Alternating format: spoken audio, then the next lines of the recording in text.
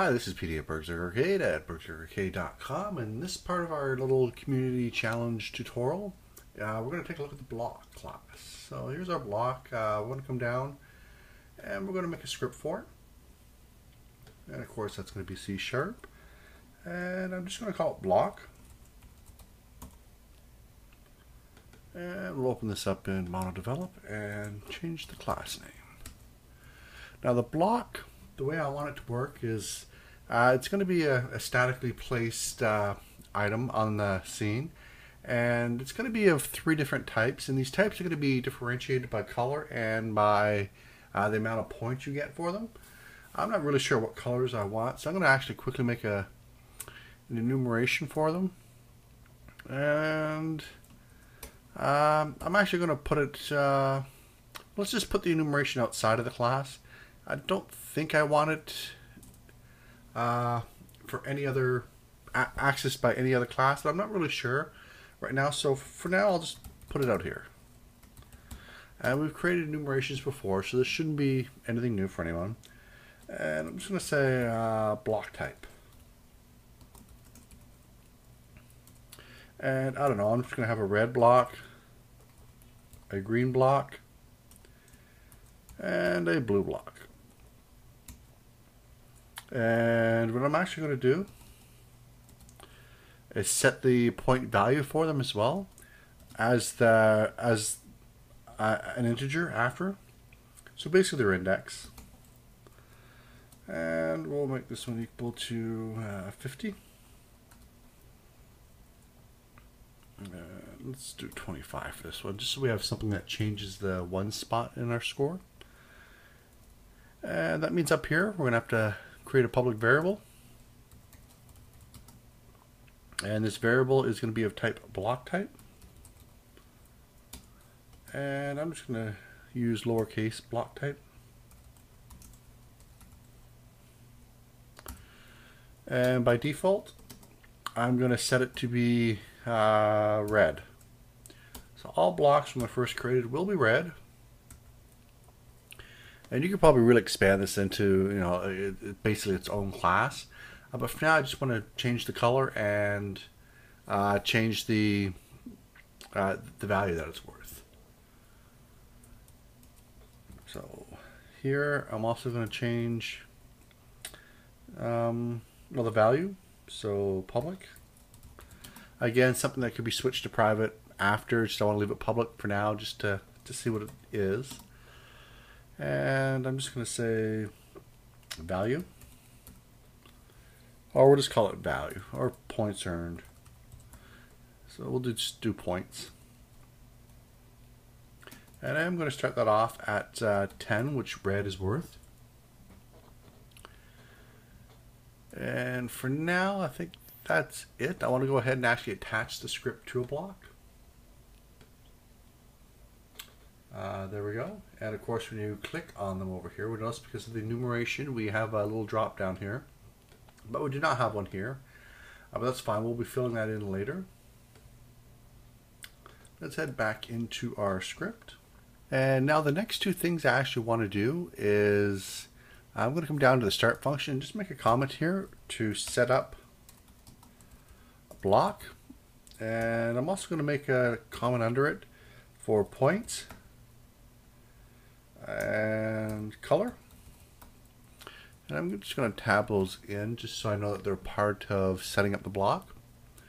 I'm not going to bother making a variable for color as well, no, I'm not going to bother making one for color simply because I'm probably just going to change the material.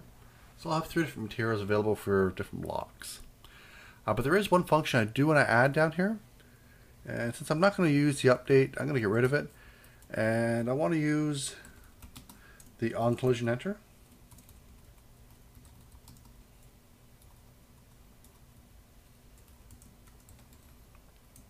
And of course this takes type collision, which I'm just going to call col.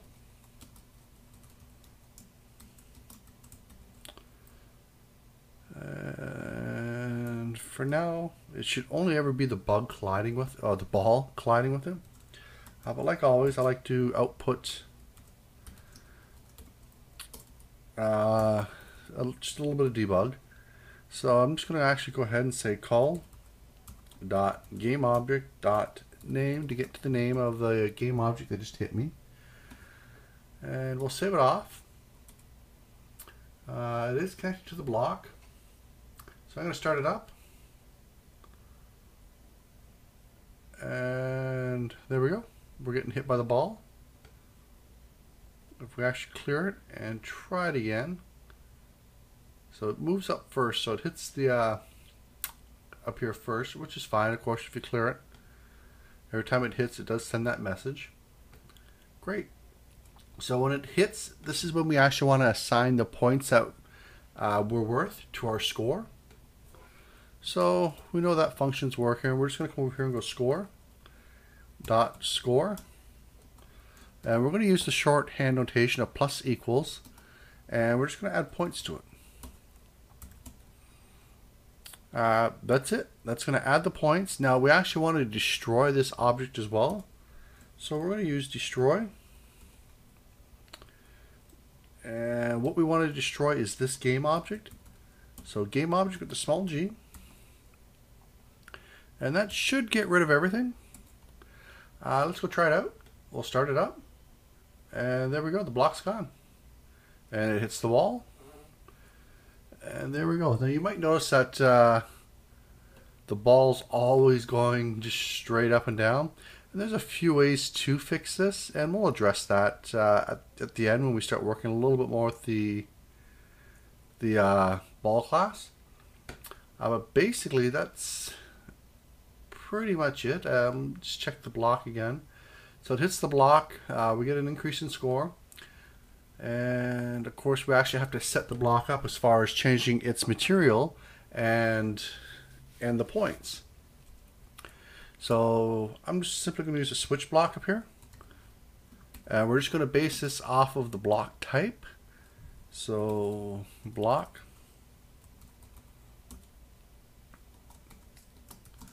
there we go. And there's 3 possible scenarios. So the first one, I'm actually, the default value one, red, I'm not going to put in. I'm going to put in the other ones. So case block type dot green. I'm going to put my break statement in. And what I want to do here is set my material to be the green material, and also set my points to be equal to what the green should be down here as well. So let's go ahead and make these 3 different materials. So I'm going to come over here, shrink up the scripts, create material, and I'm just going to call it block red, matte, and then I'm just going to duplicate it twice and say block green, matte, and block blue. And then I'm just going to come in and change the color up here. There we go. Green, same thing. Now you might be wondering why I just don't use one material and change the color of that specific material for the color I want. And that's because that's going to affect all the blocks that use that material. So basically you won't be able to get 3 different colors. And we'll just start it off with a nice red. Now block by default is going to have a red material. And I need to open up the mesh. Oh, sorry, the mesh renderer. And we'll open up the materials, and by default it has a default diffuse. Let's drop the red on there. There we go, it turned red. And well, let's head back into the script. And as far as the score goes, I'm actually just going to get rid of the points because we did actually make the index down here so we could use these instead. So instead of actually adding the points, what I'm going to add is block type. And I'm going to convert this to an int.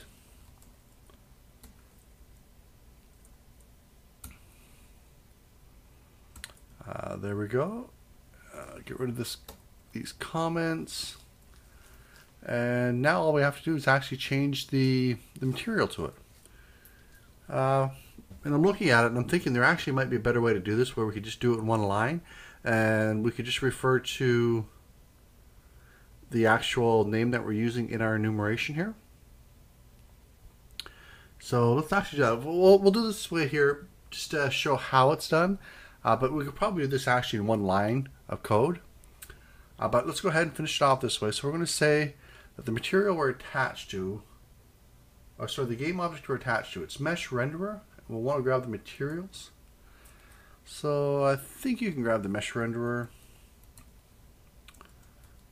It doesn't look like it. Sometimes you can grab certain components without having to get a reference to them. You can't in this one, so we're just going to go ahead and make a mesh renderer. And I'm just going to call it MR. And this is going to be equal to the game object I'm attached to. So get component. The component we want is the mesh renderer.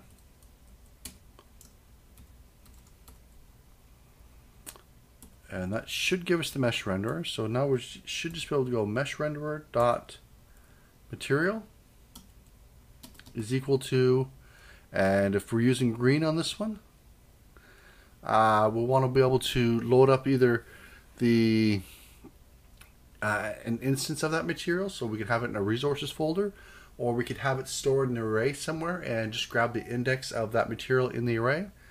I think for now, I'm just going to actually put this in a resources folder. So I'm going to say resources.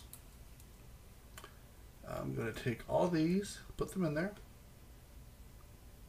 And of course, if you're going to use any sort of textures along with it, you should put them in here as well.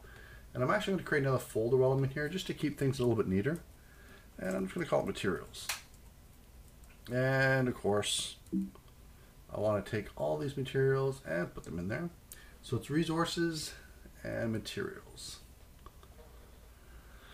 Alright, so now we'll do resources dot load, and it's looking for a string path. So the path we want is from the actual resources folder. So materials slash, and then the actual name of the material that we want. And in this case, I'm just actually going to cut and paste the name. Block green matte. Block green matte. And how do we want to create this? Like what type of game object this is going to be? And it's going to be a material. And I have a typo down here. And we should be able to actually cut and paste that and put it down for blue and red. But I'm going to go ahead and take our block. I'm going to shrink these up. And let me see. Block type I want to switch to green. And we're just going to test it. So as we see, it did switch to green before it disappeared. So I'll do it one more time just in case the screen recording software does not catch it. Maybe I can pause it. Not quite fast enough. I guess we could just make the ball move in a different direction. I'll try one more time. We'll select the block, hit play, and you notice it does turn green just before it disappears. So that does work. So I'm going to go back in and copy this. Because now I can just go in and go, hey, look, my blue one.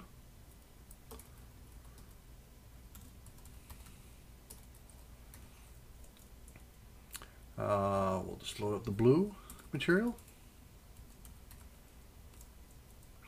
And then for the third one, which is the default,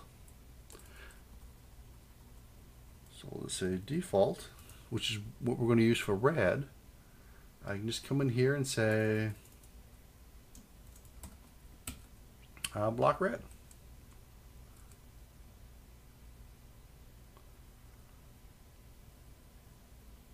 And I am getting an error for the default.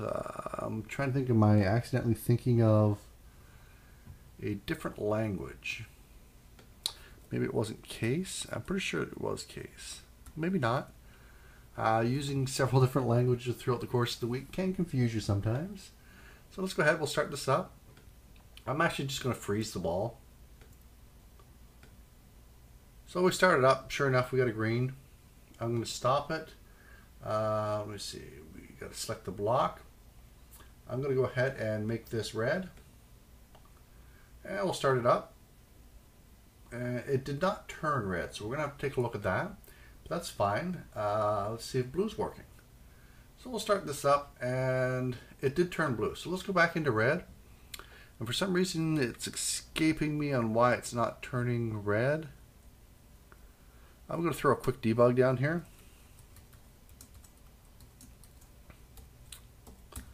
Like I said, using several different languages throughout the course of the week can be a little confusing. But we'll just take a look here. We'll just debug out the block type. And we'll just hit play. And actually, let's make it red so we can actually see what's happening here. So it is red, and it is being called, but it's not loading up the material.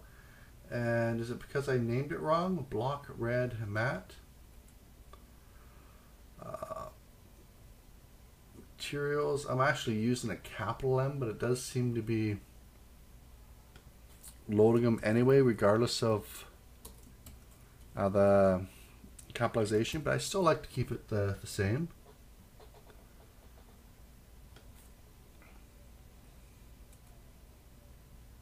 I'm just looking here. I don't see anything spelled differently, especially since I just did cut and paste last time. But just in case. And we'll take a look. And it's still not changing, so let me just take one more look here. It is red. It is loading up the red material, but it's not loading up the color. So let me actually check the color down here. And that's what's wrong. It is actually loading it up. It's just, for some reason, did not have the color applied to it. So now when we, oh, I did that while it was running? Oh no, I did not. So by default, it's red. When we start it up, it should stay red. And to be honest, we could probably just get rid of this default simply because by default it is red. And I am going to do that. Alright, so I said you could probably do this in one line, so let's go ahead and take a look at that. So what we're actually going to do is, well, we get our mesh renderer again, and then we could just say MR is equal to, MR.material is equal to, and I'm just going to come down here and copy this resources load line. I'm going to paste it in here, and right here is where we're actually grabbing the color. So what I'm going to do is put a set of double quotes, get rid of the color, leave the space, and we're just going to concatenate in the actual color here. So I'm going to say block type dot toString, and what that's going to do is take the block type that we assigned, like the actual name down here, and use that name instead. Now you're going to have to make sure that these are basically all one word, not two words. And if you do want to use multiple words down there, just use an underscore instead of a space. But that should do it. And we could actually just come down here and delete all the code for now. I'm just going to comment it out. Just in case it doesn't work. I'm pretty sure it will. I don't see why it will not. One quick look again. Make sure no typos. Great. I'm going to hit clear. Switch to blue. Let's start it up. There we go, blue. Let's go ahead. We'll switch to green. Start it up. There we go, green. And of course the default red. And of course, there you go. So let's go ahead. Let's turn our wall back on. I'm going to actually start creating some prefabs down here. So I'm going to create a folder for them.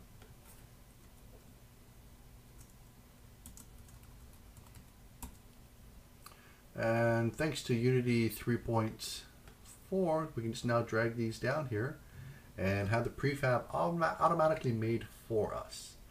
Now, I'm not going to go in yet and start making things private just yet.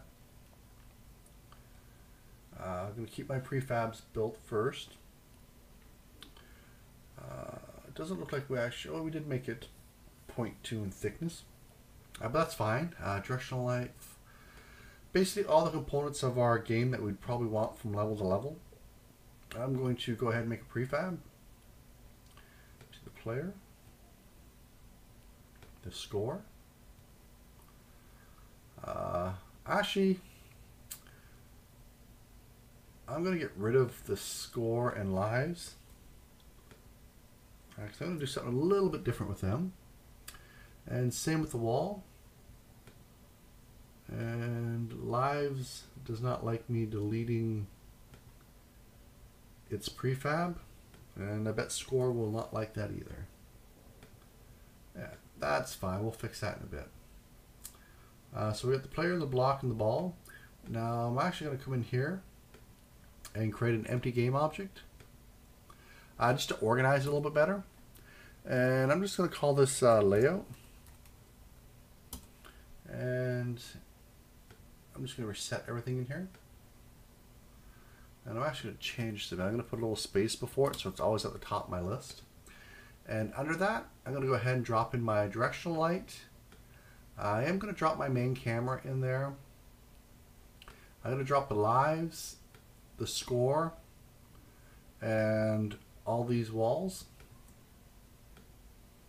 Because this is something I'm going to keep the same from level to level. So I'm just going to make one prefab. That there I just have to drag that one prefab into my game and boom, it's already done. So I'm going to go ahead and take this, drag it down into prefab, and it makes a prefab for me for layout. And if you open it up, you have all the prefabs underneath it just like that. And I just want to see if that actually fixes the lives and scores. It does.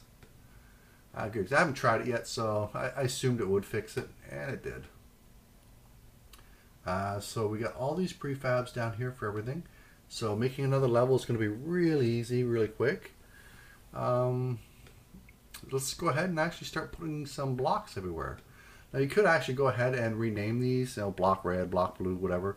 I'm going to have my first row be red. So I'm just going to double it or duplicate it.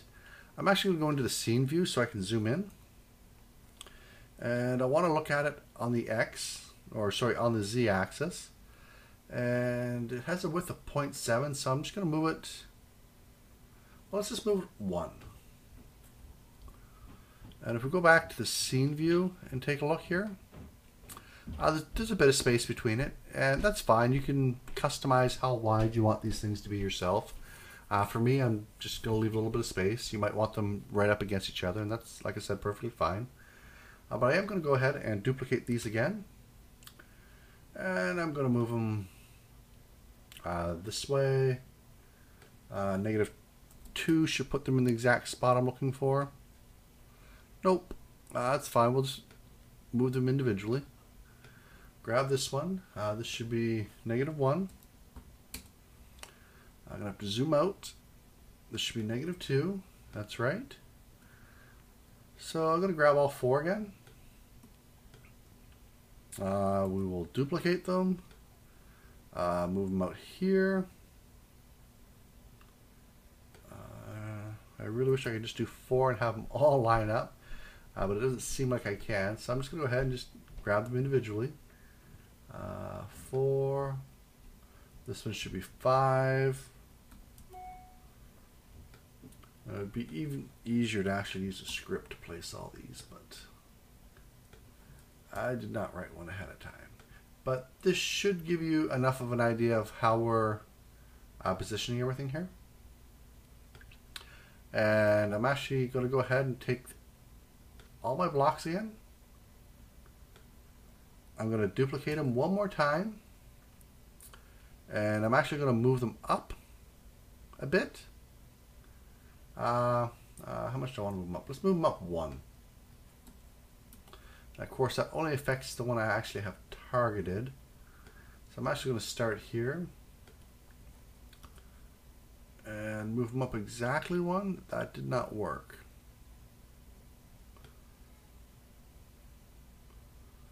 Looks like I gotta move them up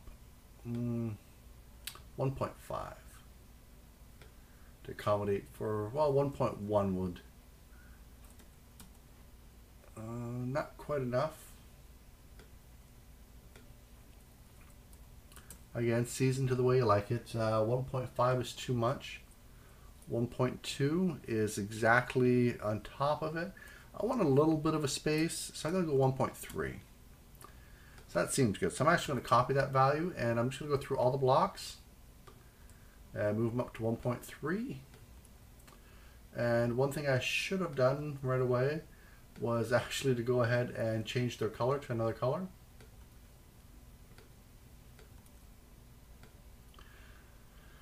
And we'll get them all done. And I just want to find where that one block is. I want to come down here and change the color. I'm actually going to make it green. And likewise for the rest.